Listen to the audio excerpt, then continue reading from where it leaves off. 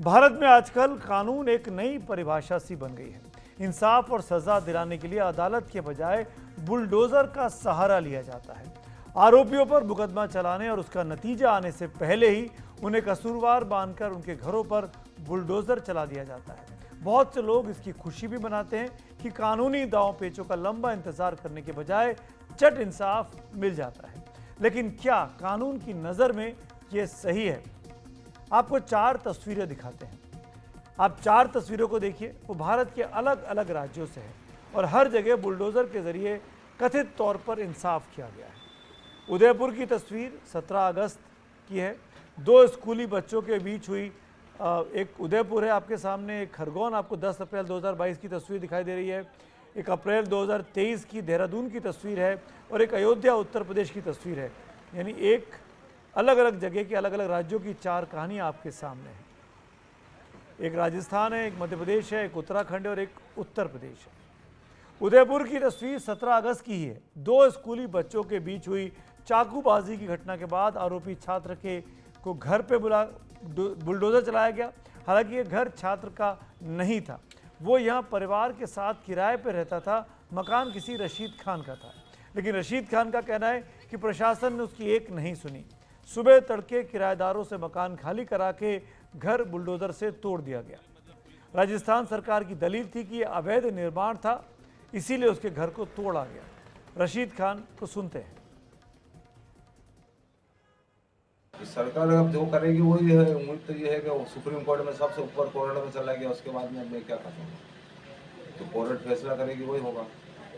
तो आपको कितना मुआवजा देने के लिए बात करी गई थी? मेरे को तो मुआवजे की अभी तो कोई बात ही नहीं करी।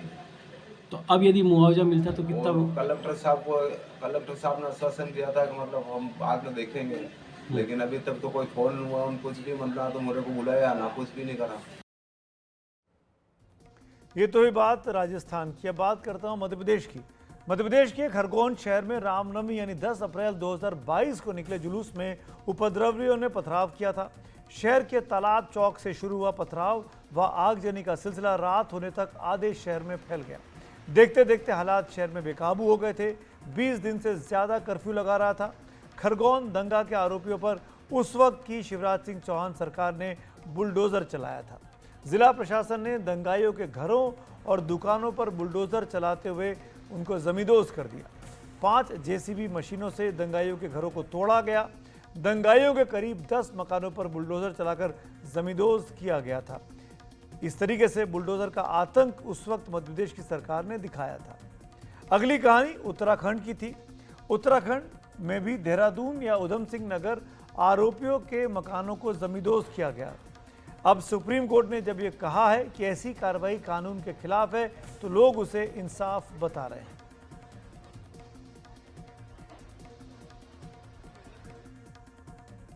कल ही एक सुप्रीम कोर्ट का फैसला आया था। सुप्रीम कोर्ट ने बुलडोजर के जरिए इंसाफ करने वाली जो सरकारें हैं उनके मंसूबों पर बुलडोजर चला दिया था, ये कहते हुए कि भाई कानून के तहत ही कानूनी कार्रवाई होनी चाहिए। जब मन चाहे जिसका घर तोड़ दिया, बुलडोजर चला दिया, ये उचित नहीं है। इसके कॉन्टेक्स्ट में बहुत लोगों ने आज उत्तर प्रदेश की सरकार का नाम भी लिया। उत्तर प्रदेश के मुख्यमंत्री योगी आदित्यनाथ तो बुलडोजर बाबा के नाम से अब प्रसिद्ध हो चुके हैं। उनके राज में बहुत से शहरों और आरोपियों के घरों पर बुलडोजर पिछले ही महीने 22 अगस्त को चला था। अयोध्या, आपको याद होगा, अयोध्या और कन्नौज में रेप के आरोपियों के अवैध शॉपिंग कॉम्प्लेक्स और कोल्ड स्टोरेज पर बुलडोजर चलाए गए थे।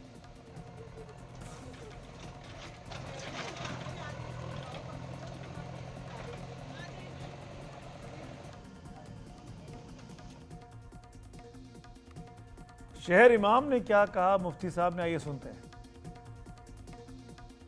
चूँकि ये वाकई इंसानियत के भी ख़िलाफ़ था और ये इंसाफ के भी ख़िलाफ़ था कि अगर जुर्म बाप ने किया है तो बेटे को सज़ा दी जाए, या अगर बेटे ने जुर्म किया है तो बाप के घर को बर्बाद कर दिया जाए, भाई ने अगर जुर्म किया है तो भाई के घर की तोड़ फोड़ कर दी जाए। ये वाकई इंसानियत के भी ख़िलाफ़ था और ये इंसाफ के भी ख़िलाफ़ था। और हमें उम्मीद है सुप्रीम कोर्ट से मुकम्मल तौर पर कि जब इस पर पेशकदमी की गई है तो इंशाअल्लाह अज़ीज़ बहुत जल्द इससे फ़ैसला भी आएगा।